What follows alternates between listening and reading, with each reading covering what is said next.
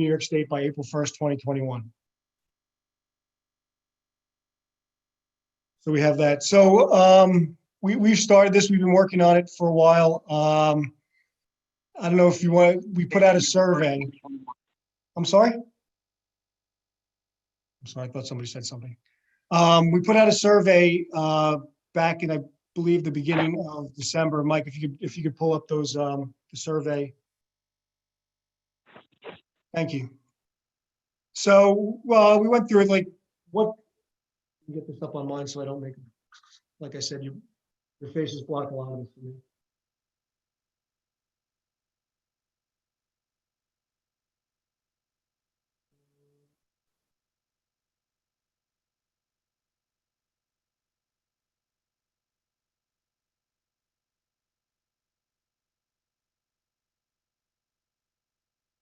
So we had 55 people answer the survey that we had out.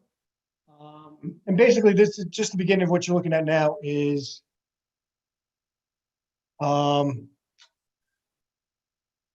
we just wanted to gauge kind of who was answering the survey.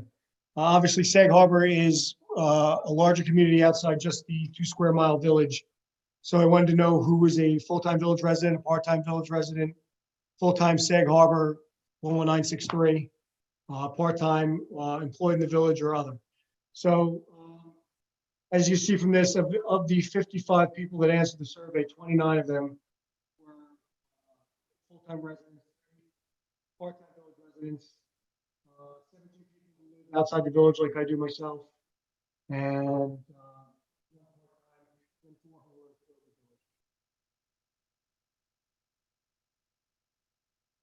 Yep.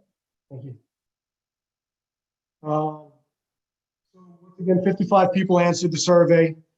We asked, what did you think the primary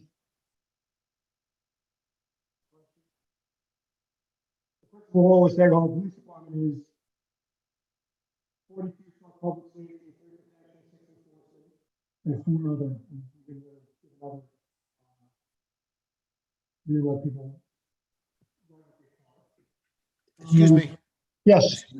Yeah, it appears that when you talk closer to the window, we're not hearing any audio. But when you talk more towards the computer, we can hear you. So you're going in and out.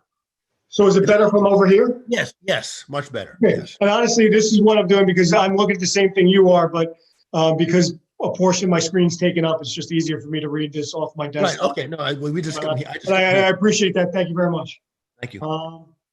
And this is kind of, what do you believe the role of police officers should be? And it was an essay type question. So only 36 out of the 55 people answered that. Please listen to it.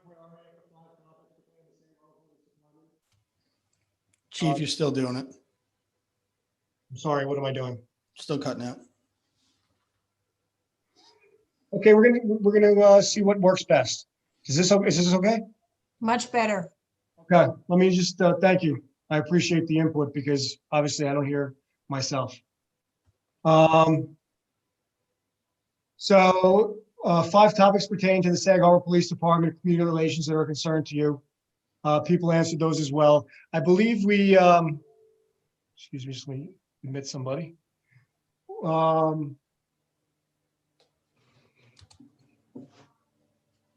So kind of, just getting everyone's understanding of where they think we should be. Another question, are there programs that you would like to see administered by the Sag Harbor Police Department?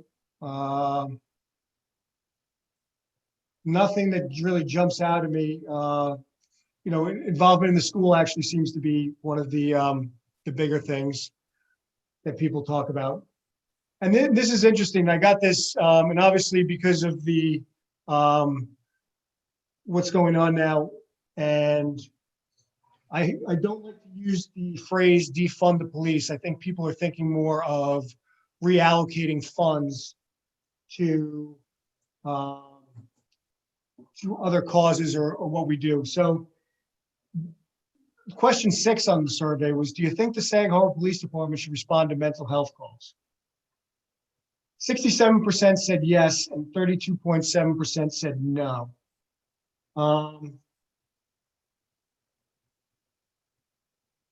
Substance abuse was the next issue. Should we respond to substance abuse calls? 76.4% said yes, 23.6% said no. Should we respond to calls regarding homelessness? 71% said yes, 29% said no. And do you think we should be in the schools? So 56% of respondents thought we should be in the schools, and 43% said, 0.6% said no. My next question, just when you answered that question, Mike, out of curiosity, who has children in the school? So 32.7% of the respondents had children in the school, 67 didn't.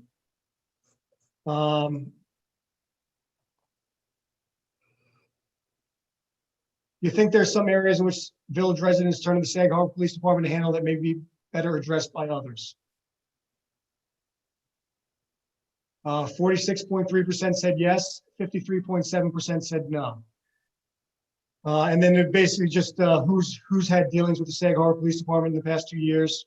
41.8 said yes, 58.2 said no. And then just basically what they call police for. So this has come up and we'll pull up some numbers that I'll show you from other village police departments. So we are the village of Sag Harbor is 2 square miles, as most of us know. There's 5 East End police departments that have police, the 5 East End villages that have police departments. Of the 5 East End police departments, we are the smallest geographically, only 2 square miles. Every other village is larger than we are. We are second in population only to Southampton Village. As far as calls for service, we are, thank you. We are second in calls for service behind Southampton Village. Now you have to understand Southampton Village has, and you can see that, but if you look at the top of it, population, and this is from 2019, we have 2,283 people versus 3,307. And if you look at the other 3 villages, they have less than half of what we have. So we are second in calls for service. We have the least amount of police officers. We have the least amount of police cars. So we're running pretty bare bones. And that is something that has been, we're basically running at staffing levels from 1994. That is, I'm not looking to point a finger at who's to blame for that, but police officers cost a lot of money. And we're looking at increasing our force. And we've, this is part of the process that we're doing here. So, and as you know, all know, we actually have, Quag doesn't, we don't have, we have a state highway that runs through our village as well. So our amount of traffic is pretty significant. The second most traveled route to the East End from points west.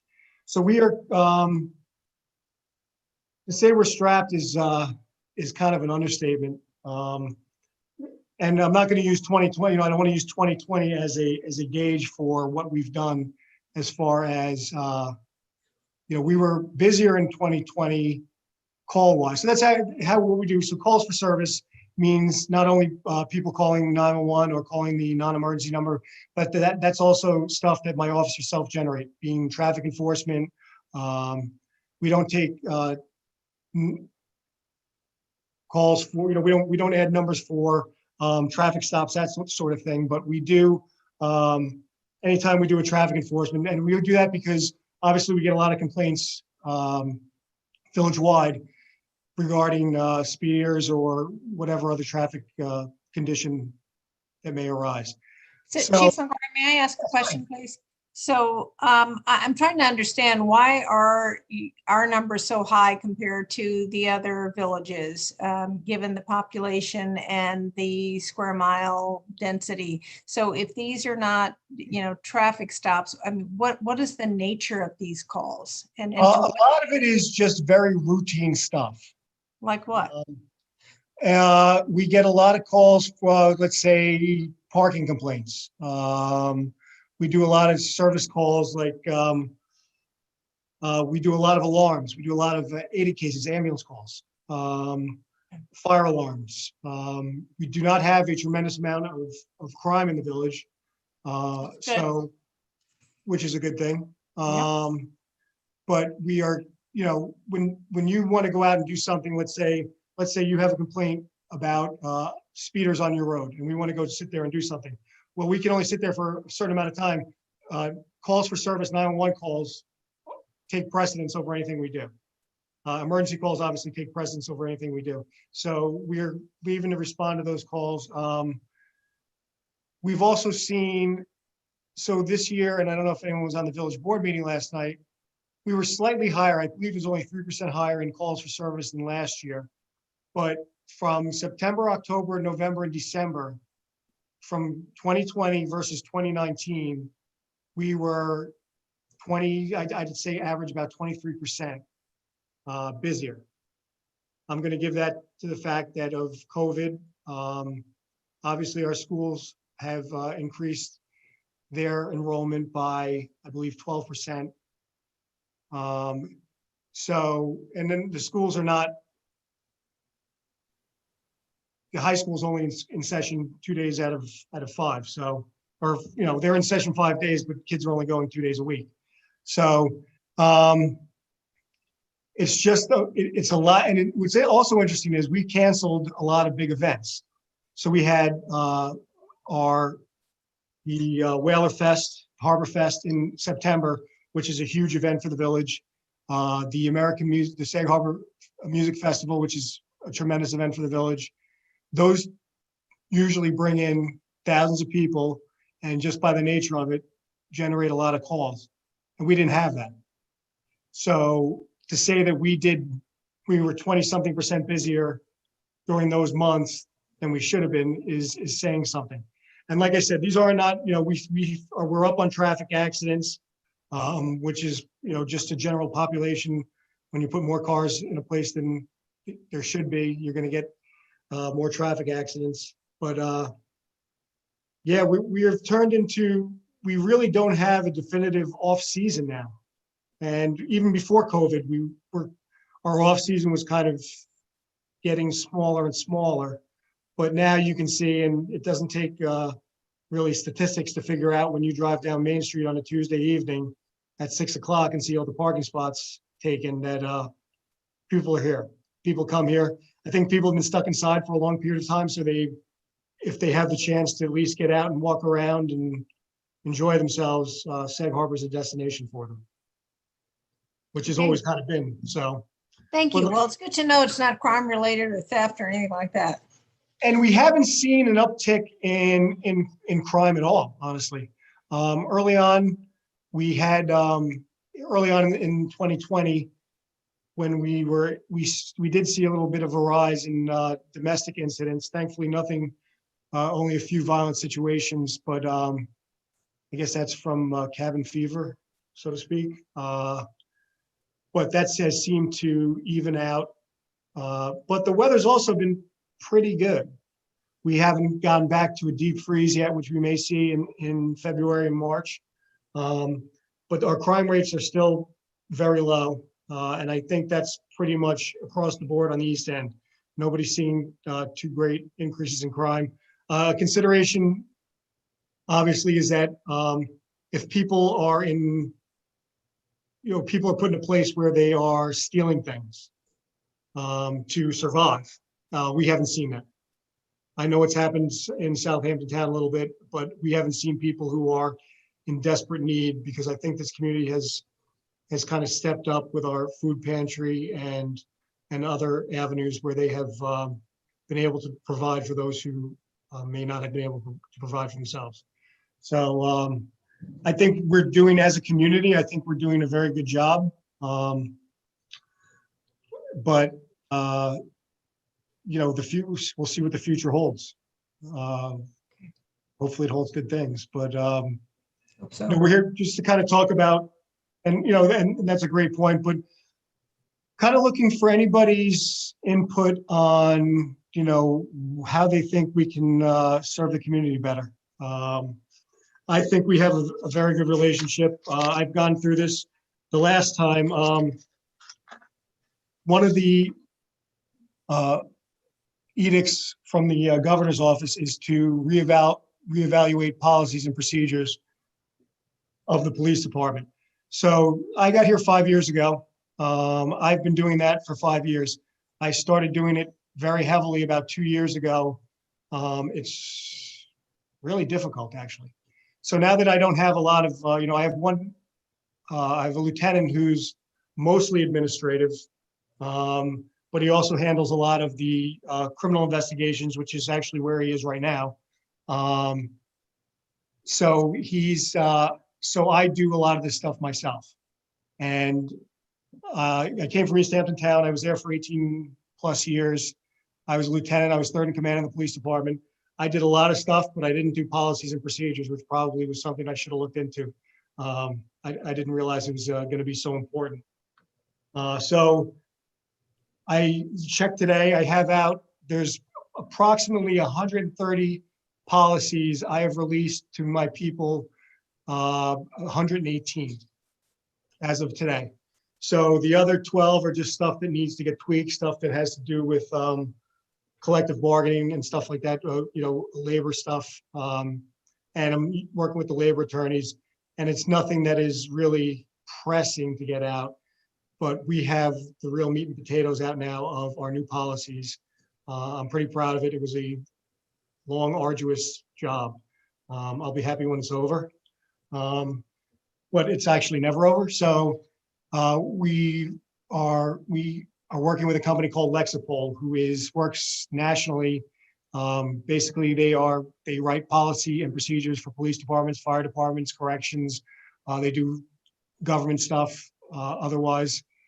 And the greatest thing about having their program is they update everything. So as laws change, as best practices change, as legality change, as I said, I get updates. I log into a program. It lets me know if there's an update. I read the update, I institute it, and then I send it out again and it's all based on the computer.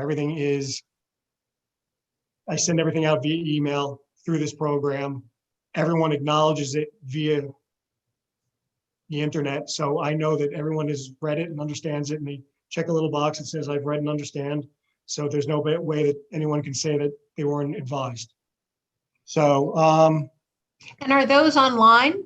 Are those available to the public? you know what? I'm going to put it out. And the only reason I haven't put it out in full, like I said, 118 policies, is because they change so often.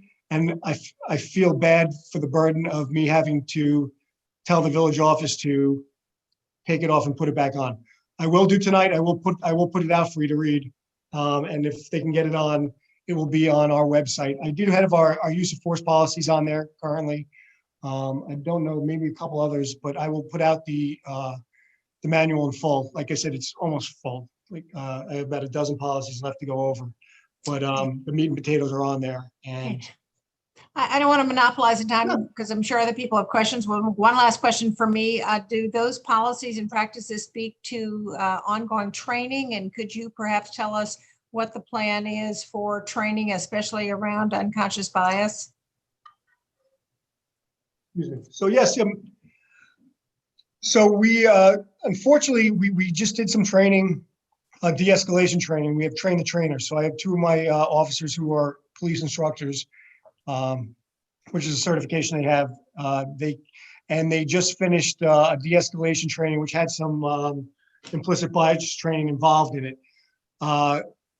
We're kind of working through this COVID thing to find a platform in which to train everyone safely. Obviously, this is a great platform to do it with. And I was just, we do a lot of training with East Hampton Town for my old job. I was actually emailing one of the sergeant in charge of training today who they're trying to, there's other training we do. We are addressing it. We are trying to do it. And we found out that these trainings get scheduled and then, they've been in-person trainings and they get canceled. So it is very important for us to get these trainings under our belt. And our annual training, we do about probably 40 to 55 hours of regular training or just annual training that we do normally. But I think we're all trying to put our heads together to try to find out what the best platform is to that, because it's hard to teach the stuff that we do, like CPR and first aid that we do every year. Obviously firearms we can't do on Zoom, and CPR either, because you have to have an instructor see how you are practicing. So we are very involved in that. We're on top of it. Honestly, this is a conversation.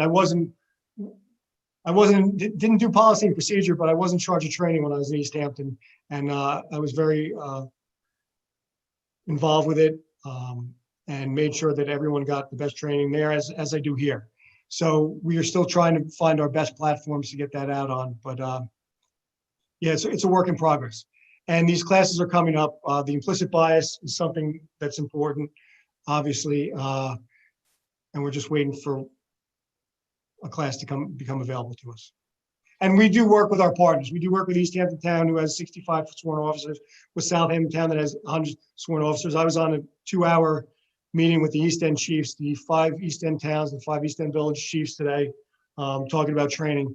And we also used to do a lot of training through Suffolk County, but for all intents and purposes, the Suffolk County Police Academy shut down right now, trying to figure out their platform and how they're going to handle things. Sure. Okay, thank you. You're welcome. Chief, this is John Brannon. Do you have any kind of civilian review boards and community outreach? Hi, John. How are you? We do not have any civilian review boards, and it's interesting you say that, because I had I don't know any town or village that does on the East End. Our complaints are so few and far between. We do have a complaint form online on our website, and I have yet to have one person submit it to me. So I can assure you that the review in-house is probably far more stringent than the review out-of-house would be. We hold our people to a very high standard, but I have yet to really hear any, or have gotten any formal complaints. And so, I'm sorry, Mr. Bryan, the outreach. Community outreach. How do you folks deal with your social relationship with the community? Well, I'm pretty much the go-to guy because I don't really have anyone else, but obviously we do have a relationship with the Sands community, with the Chamber of Commerce. If anyone has any problems, they usually contact me directly. And then I delegate it out. I think part of what the state is trying to achieve is more of a relationship. And I grew up in St. Albans in Queens in New York. And I remember having the cop on the beat. He knew you, you knew him. If there was a problem or whatever, you dealt directly with someone that you had a relationship with. Right now, most police officers do their duty in a vehicle and only have an interaction through some kind of call or something along that line. I think that it would be good for the officers to have a relationship outside of the police department, actually. It would be nice to have a 4.5 day work week and be a part of the PAL, something along that line where they're actually instrumental in the community. So like I said, we are actually, people say they don't see our police officers on Main Street. Our police officers, each police officer walks Main Street every single day. And that's all documented. So the interactions, and I think, St. Albans is, you're talking more of an urban environment where they're walking through neighborhoods. We basically stick to the business district because that's what they can do. We are also, like I said, we are also the smallest police department and the second busiest in terms of 5 East End villages. So we're trying to, we try to accommodate and try to do our best. But like I said, I'm usually the point of contact for everyone. And if anyone has any issues that, they can contact me and they know that. And we can go from there and I can assign somebody if I find it to be a problem. But my offices are out every single day on the day tours and the afternoon tours, walking Main Street. And obviously the village is bigger than Main Street, but that's where we concentrate on.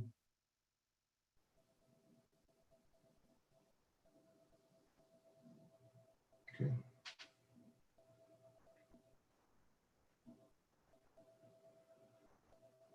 Thank you. Oh, you're welcome. And Mr. Brandon, you can contact me anytime. You and I can sit down and we can have a conversation. Well, I've only had that one opportunity to and have an interaction with the department, and it was lengthy, drawn out, and unnecessary to a great extent. Yes, and and I don't know if you and I have ever spoken about it before, but I would like to, if you'd like to. But I've also been in, you and I have had other interactions as well. So Yeah, that I thought no, were positive. it's a small town. Yeah, yeah. So, I mean, unless anyone else has anything else, I just covering what we had last week, or a few weeks ago. The holidays obviously got involved. We're looking forward to this. If anyone wants to contact me, my email's on the village website. If anyone thinks of something after this meeting that they may have forgotten, I would be happy to discuss it with you. I'd be happy to review it with you. And my goal is to give this village the best police department that I can, and I think I'm doing a pretty good job now. But I don't remember everything. So, This is Steve Roach. Hi, how are you? oh, hi, Steve. How are you? I'm sorry, you didn't come up as. How are you? Yeah. Hi, Steve. I do have one thing, and in light of the high state of alert the whole country is in right now, given the happenings in the Capitol, and in light of what's been stated by any number of dignitaries from President-elect Biden on down regarding the disparate behavior that people of African descent might have received, given protests versus others, it just brings to light what we had discussed during our last meeting, in which someone else brought up on this call regarding sensitivity training. I think it just behooves us to really be aware, and to ensure that all the officers get training regarding people who speak a different language, people who are different color, because let's face it, basically the police forces in Suffolk County are primarily Caucasian, and many of the people who they're dealing with in Bridgehampton and parts of Sag Harbor, et cetera, people of color. So, I just think it just behooves the all police officers to obtain that training, because sometimes people, officers react in a way that they're not even aware of how they're reacting, and that can be very off-putting, as has been as we've seen. So that's basically all I have to say. Yeah, this is a great discussion, and I couldn't agree with you more. I was just about an hour, 2 hours ago, I was having a conversation with a young lady, a Latina young lady who's a resident of the village, young lady meaning 20. And I've just become friendly with her because she's a neighbor here. And we were talking about something, and she said, well, because of the color of my skin. And I said, well, what do you mean? I said, with police. And I said, well, you and I are friendly. She goes, well, you're not the only one. I go, right, I get that. And I think perception from everybody's point of view is we need all to come together and have dialogue to understand each and everybody's concerns and the way that other people feel or think what they think. Because obviously this young lady had some concerns for herself regarding her skin color. So we're moving towards that. And like I said, I've worked in East Hampton where we did have, which is far more diverse.